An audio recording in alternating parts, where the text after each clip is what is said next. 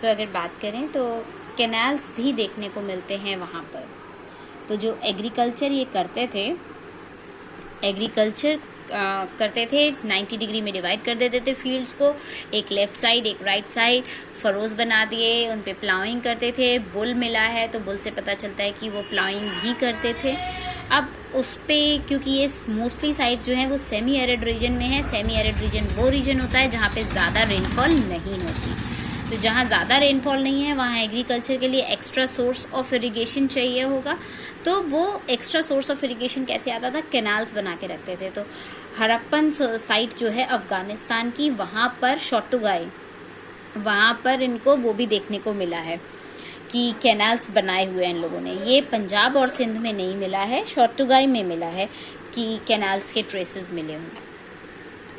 और ये भी पॉसिबल है कि एंशिएंट टाइम पर इन कैनाल्स में मिट्टी जम गई हो, तो सिल्टेड हो गए हों। सिल्टेड मतलब उनमें मिट्टी जम गई है, तो वो बंद हो गए हों। तो फिर इरिगेशन के लिए उन्होंने कुएं भी खोदे हैं।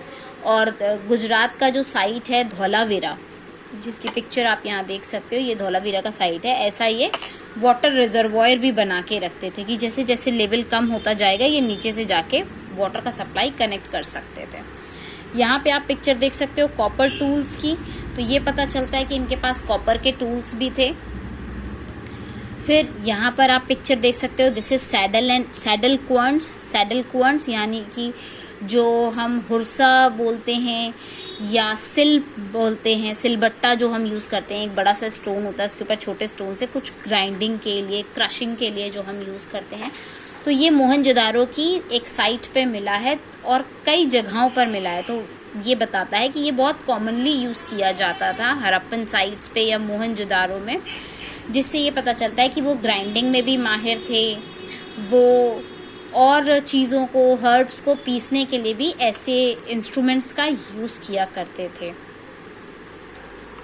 ये रफली हार्ड रॉक होती है, सैंडस्टोन की बनी हुई, जो जिसका बहुत रफली वो यूज़ कर सकते थे। थोड़ा सा कॉन्वेक्स शेप का, मतलब बाहर निकला हुआ सा रहता है, जिससे अच्छे से ग्राइंडिंग हो जाती होगी।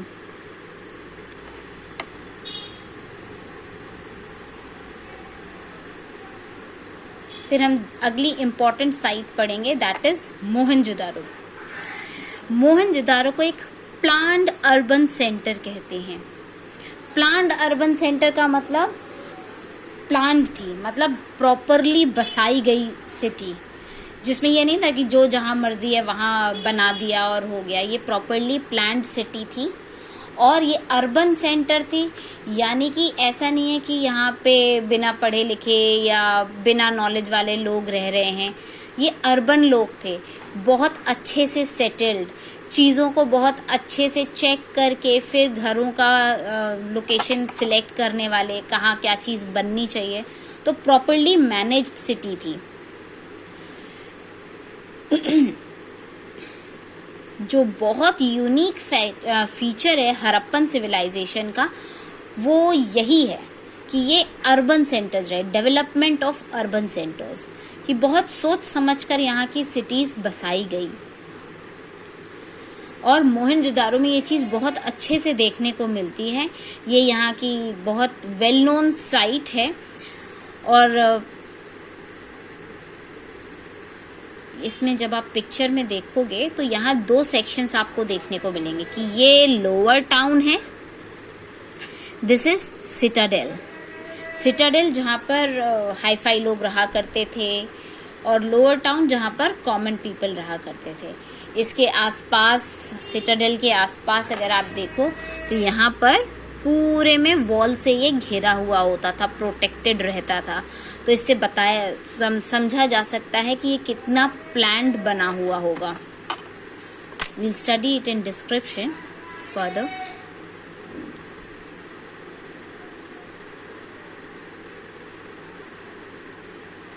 सो आर्कियोलॉजिस्ट्स ने इनको जब देखा तो दो कैटेगरी की चीज़ें मिली, एक लोअर टाउन मिला, एक सिटाडेल टाइप का मिला। तो उन्होंने नाम दे दिया कि ये सिटाडेल होता है और ये लोअर टाउन होता है रिस्पेक्टिवली। ये आर्कियोलॉजिस्ट का दिया हुआ नाम है। जो सिटाडेल होता है वो थोड़ा सा हाइट पे बनता था, ऊंचाई पे बनता था, और वो मड ब्रिक के प्लेटफॉर्म्स पे बनाया जाता था। इसके चारों तरफ दीवार खड़ी होती थी। इसका मतलब ये होता था कि ये लोअर टाउन से सेपरेट करके बनाया गया है। लोअर टाउन भी वॉल्ड था, लोअर टाउन के आसपास भी वॉल बनी होती थी। कई सारी बिल्डिंग्स ऐसी होती थी जो प्लेटफॉर्म पे बनाई जाती थी कि पहले नीचे एक बेस बना दिया, उसके ऊपर बिल्डिंग बना दी, जो कि एक फाउंडेशन का काम करती थी। और ये एकदम कैलकुलेट करके रखा जाता था कि अगर एक लेबर मूव करता है 1 क्यूबिक मीटर, तो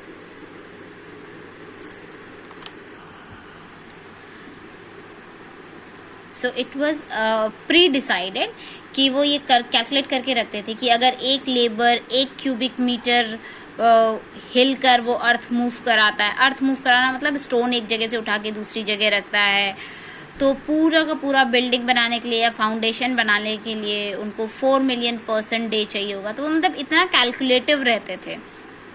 तो इससे पता चलता है कि वो जब सारी चीज़ें, सारे स्टोन्स एक साथ आ जाते थे, उसके बाद वो सेटलमेंट्स को बनाना शुरू करते थे। तो चीज़ें पहले प्लान की जाती थी और फिर इम्प्लीमेंट की जाती थी। और दूसरा प्लानिंग का साइन हमको क्या मिलता है कि ये जो ब्रिक्स थे वो सन ड्राइड या बेक्ड होते थे और एक स्टैंडर्ड रेशियो में होते थे। इसका मतलब ये कि ऐसा नहीं कोई एक ब्रिक छोटा हो गया, कोई एक ब्रिक बड़ा हो गया, सारे एक पर्टिकुलर साइज के बेक करके बनाते थे। तो दिस शोज कि वो कितनी प्लानिंग के साथ काम किया करते थे, और ये सारे के सारे हड़प्पन सेटलमेंट्स में देखने को मिलता है। दूसरा इज लेइंग आउट ड्रेन्स। वहाँ पे ड्रेन्स भी देखने को मिलती हैं। तो जैसे आप यहाँ पिक्चर में देख सकते हो कि कितनी लंबी लंबी ड्रेन्स है, मतलब एक आदमी खड़ा हुआ है, पूरा आदमी कवर हो जाए। सो ह्यूज ओपनिंग होती थी ड्रेन्स की, कि मतलब पानी कहीं से भी कहीं तक स्टक नहीं होना चाहिए। मम्मा वहाँ पे सो ये अगर आप देखो लेइंग आउट ड्रेन्स, तो ये पता चलता है कि वो कितने प्लान्ड तरीके से ये ड्रेन्स बनाया करते थे। बड़ी बड़ी ड्रेन्स बनाते थे जिससे पानी कहीं से भी कहीं तक रुकने का सिस्टम नहीं है, आराम से ड्रेनेज सिस्टम हो जाए। वहाँ की जो रोड्स होती थी वो 90 डिग्री के एक ग्रिड पैटर्न में होती थी या 90 डिग्री पे क्रॉस कर रही होती थी। तो ये माना जाता है कि पहले वो रोड्स बनाते थे, ड्रेन्स बनाते थे, और उसके बाद घरों का कंस्ट्रक्शन करते थे। मतलब ये नहीं कि पहले घर बना लिया, पानी जहाँ से बहाना होगा बहा देंगे। इट वॉज लाइक कि पहले पानी निकलने की जगह फिक्स करिए, उसके बाद घर बनाया जाएगा। सिटाडेल्स के बारे में जैसे अभी हमने देखा कि ये सारे वॉल्ड होते थे प्रॉपरली, इनके जो थोड़े से हाइटेड प्लेस पे बनेंगे, वॉल्ड बनेंगे। लेकिन जो लोथल साइट है, लोथल पे जो सिटाडेल है वो वॉल्ड नहीं है, हाइट पर बना है पर वो वॉल्ड नहीं है। तो moving to the next one, इनका डोमेस्टिक आर्किटेक्चर कैसा था, कैसे ये अपना प्लान करते थे। तो मोहनजोदारो के अगर आप लोअर टाउन की बात करें, वो रेजिडेंशियल बिल्डिंग्स दिखाता है, जो कि सेंटर में उनके कोर्टयार्ड होता है, रूम्स होते हैं सारे साइड पे। जो कोर्टयार्ड होता है वो सेंटर एक्टिविटीज़ के लिए होता था, जैसे कुकिंग हो रही है, वीविंग हो रही है, तो सब लोग मिलजुल के वहाँ बैठ रहे हैं और अपना अलग अलग काम कर रहे हैं। जैसे हॉट और ड्राई वेदर है तो सब अपने अपने कमरों में नहीं है, सब एक साथ निकल के बाहर बैठे और अपने अपने काम कर रहे हैं। सो इसका मतलब वो गेट टुगेदर्स में भी बिलीव रखते थे, जॉइंट रहते थे, कनेक्टेड रहते थे, स्कैटर्ड नहीं रहते थे। लेकिन अगर आप ये देखोगे कि ये पूरी बिल्डिंग है, जैसे सेंटर पोर्शन है खुला हुआ, तो अगर आप पूरी बिल्डिंग देखोगे तो पूरी बिल्डिंग बाहर से वॉल्ड है, कवर्ड है, कहीं से कोई बाहर से विंडो नहीं है। विंडो नहीं होने का मतलब वो अपनी प्राइवेट लाइफ को प्राइवेट रखते थे कि बाहर से आता जाता कोई भी अंदर देख ना पाए। दूसरा, सिर्फ एक opening, entry of the house is single entry. तो सिंगल एंट्री से क्या मतलब है, और वो भी डायरेक्ट रूम्स में नहीं खुल रही है, वो भी कवर्ड एंट्री है। मतलब जैसे कोई बाहर से निकल रहा है तो दरवाजे से निकलने वाला भी, दरवाजे से आने वाला भी एकदम अंदर ना देख पाए। ऐसी उनकी प्लानिंग रहती थी।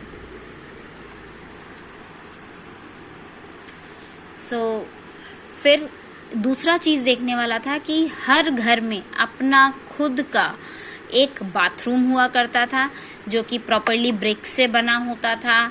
ड्रेन्स इजीली कनेक्टेड होती थी, जिससे कि पूरा का पूरा ड्रेन का जो सिस्टम है, ड्रेनेज सिस्टम कनेक्ट होके बाहर की नाली में मिले और बाहर की नाली से वो फिर आके पानी बह जाए। मतलब कहीं भी गंदगी नहीं होनी चाहिए, प्रॉपर्ली मेंटेन ड्रेन्स होती थी। कुछ घरों में स्टेयरकेस भी देखने को मिला, जिससे कि ये पता चलता है कि ये ऊपर रूफ पे जा सकते थे या छत पे जा सकते थे, सेकंड स्टोरी पे पहुंच सकते थे। तो कहीं कहीं आपको स्टेयरकेस भी देखने को मिला है। दूसरा, कुछ घरों के बाहर कुएं भी देखने को मिले हैं। तो कुछ घरों में कुएं होते थे, वो ऐसे कुएं होते थे कि अगर कोई राहगीर निकल रहा है, उसको पानी की ज़रूरत है, तो वो भी उसको यूज़ कर सके। तो स्कॉलर्स जो थे उन्होंने जब काउंट किया तो मोहनजोदारो में करीब करीब 700 कुएं देखने को मिले हैं, 700 वेल्स वहाँ मिले हैं।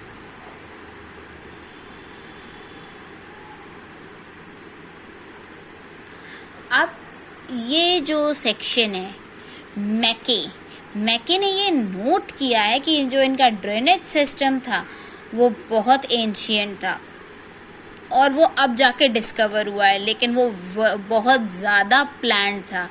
जो हर घर की नाली थी वो स्ट्रीट ड्रेन से मिली थी, जो मेन चैनल था वो ब्रिक से बना होता था, मोर्टार का, और पूरा कवर्ड रहता था लूज ब्रिक से। So that could be removed for cleaning. तो मतलब पूरा नाली वाली बना हुआ है, ऊपर से ब्रिक से ढका हुआ है, तो जब क्लीनिंग की ज़रूरत हो तो वो ब्रिक्स हटा के उसको क्लीन कर दिया जाए।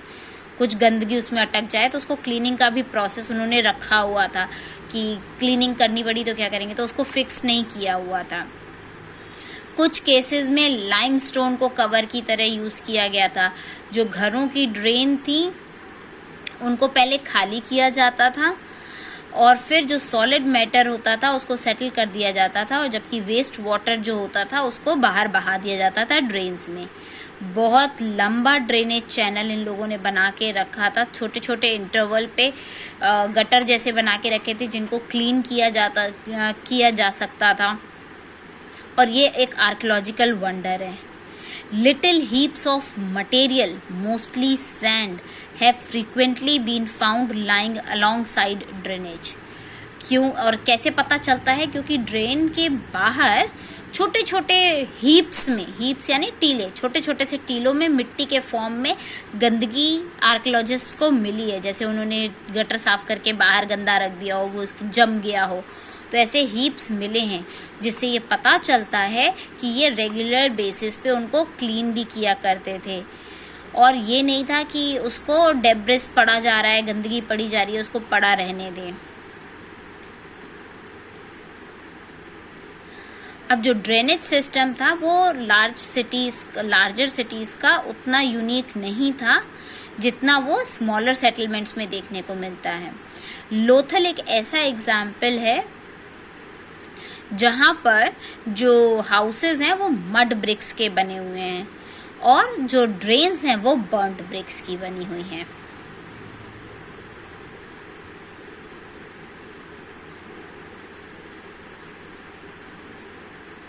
अब हम पढ़ेंगे डिटेल में सिटाडेल, जिसको कि अभी हमने देखा कि ये हाइटेड जगह पे प्लेटफॉर्म पे बनता था और वॉल से कवर्ड रहता था।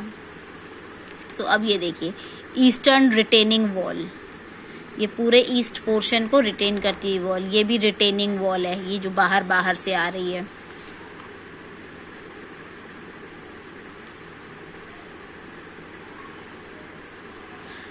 अब ये जो सिटाडेल है, सिटाडेल में कई सारे स्ट्रक्चर्स देखने को मिले। कुछ ऐसा एरिया होता था ये जहाँ पर लोग पब्लिक पर्पसेस के लिए इकट्ठे होते थे। इसमें वेयर हाउस होता था और बड़े बड़े स्ट्रक्चर्स होते थे, जहाँ पे लोअर ब्रिक पोर्शन के टूटे हुए टुकड़े मिले हैं, जहाँ पे अपर पोर्शन में वुड का बना होता था, नीचे ब्रिक का बना होता था, और अपर पोर्शन जो होता था वो आपका वुड का बना होता था, जो कि बहुत पहले खराब हो गया। और यहाँ पे ग्रेट बाथ भी देखने को मिला है। ये आप देख सकते हो, this is the great bath. Warehouses हुआ करते थे, कोर्ट यार्ड हुआ करता था जहाँ लोग गैदरिंग्स के लिए मिलते थे। ग्रेट बाथ क्या होता था, एक रेक्टेंगुलर टैंक जैसा होता था कोर्ट यार्ड का, जो कि कॉरिडोर से सराउंडेड रहता था चारों तरफ से। और यहाँ पे 2 स्टेयर्स होती थी, 2 फ्लाइट्स ऑफ स्टेप्स, 2 स्टेयरकेस होते थे नॉर्थ में और साउथ में।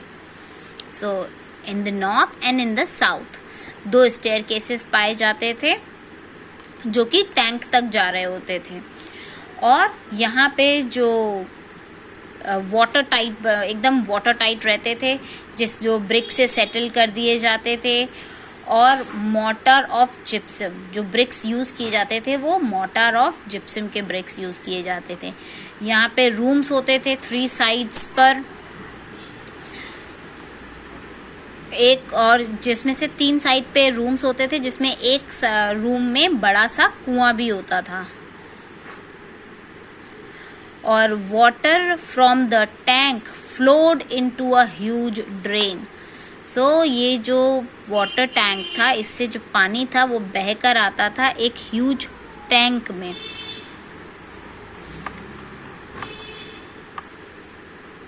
और नॉर्थ की तरफ एक छोटी सी बिल्डिंग थी जिसमें 8 बाथरूम्स भी पाए जाते थे और 4 on each side of a corridor.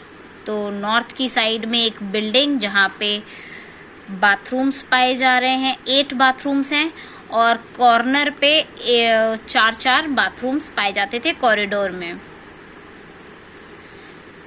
With drains. तो drains are the most important ones, जो हर बाथरूम को कनेक्ट करती थी जिससे कि कहीं भी पानी स्टक ना हो जाए।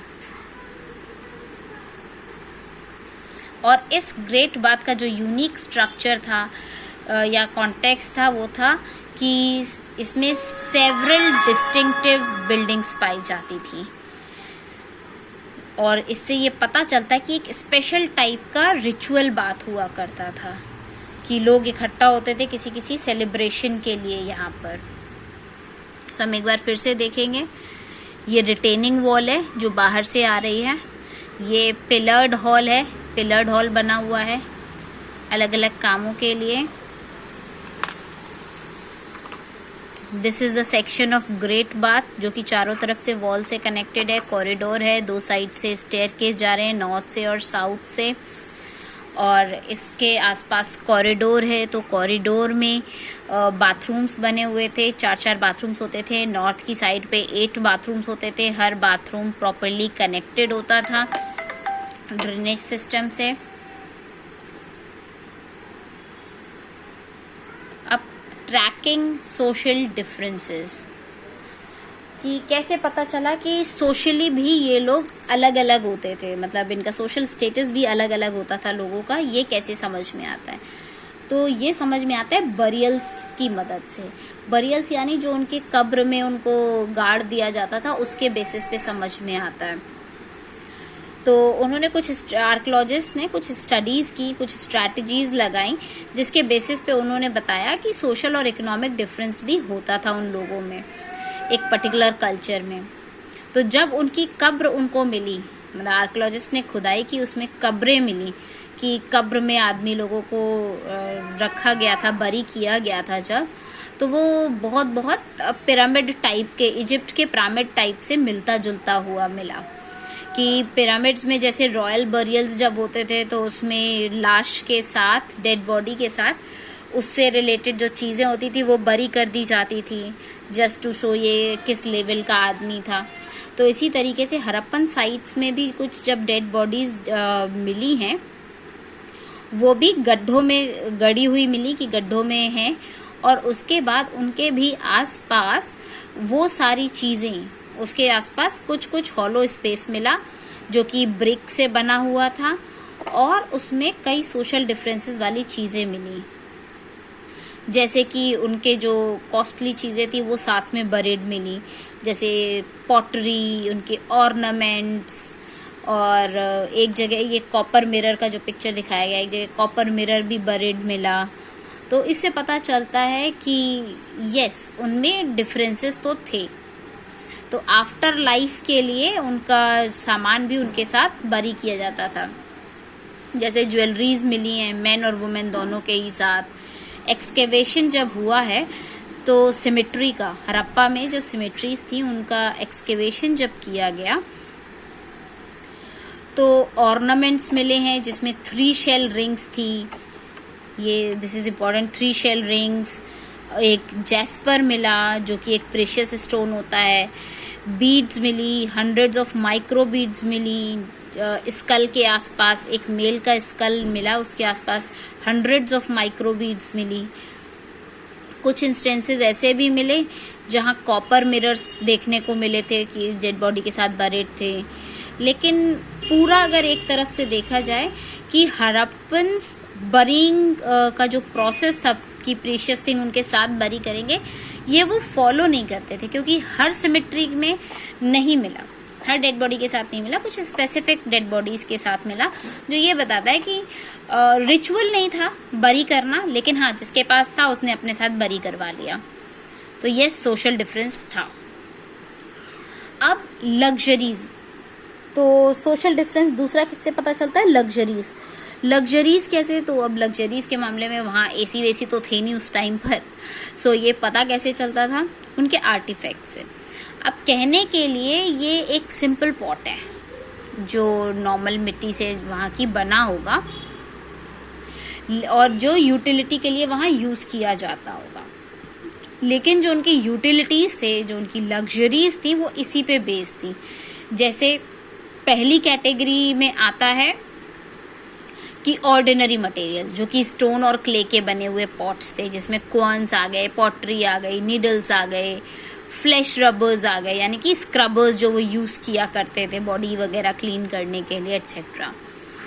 वो पूरे हर सेटलमेंट में देखने को मिले। लेकिन आर्कियोलॉजिस्ट ने ये एज्यूम किया कि जो लग्जरीज थी वो कॉस्टली और नॉन लोकल मटेरियल की बनी होती थी, तो वो लग्जरी में काउंट हो गई। है सब मिट्टी का बना हुआ, लेकिन वो मिट्टी यहाँ पे कॉमन घरों में नहीं पाई जा रही, वो दूसरी जगहों से आ रही है, तो वो फिर लग्जरी आइटम में हो गया काउंट। तो और कॉम्प्लिकेटेड टेक्नोलॉजी से मिलकर बनी है। तो छोटे छोटे पॉट्स जो हैं वो ग्राउंड सैंड और सिलिका को मिक्स करके, कलर और गम को मिक्स करके बनाए गए हैं, पकाकर बनाए गए हैं।